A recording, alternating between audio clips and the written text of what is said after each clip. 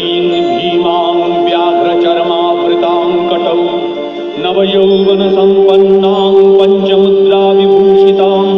चतुर्भुजां लोलजिह्वां महाभीमां वरप्रदां खड्गकर्तृसमायुक्त सव्येतरभुजद्वयां कपालोत्पलसंयुक्त सव्यपाणिदयान्वितां पिङ्गत्रैकजटां ध्यायेन्मौलावक्ष्यभ्यभूषितां बालार्कमण्डलाकारलोचनत्रयभूषितां जलच्चितामध्यगतां घोरदंष्ट्रां करालिनीं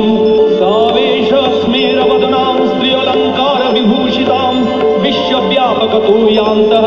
श्वेतपद्मपरिस्थितां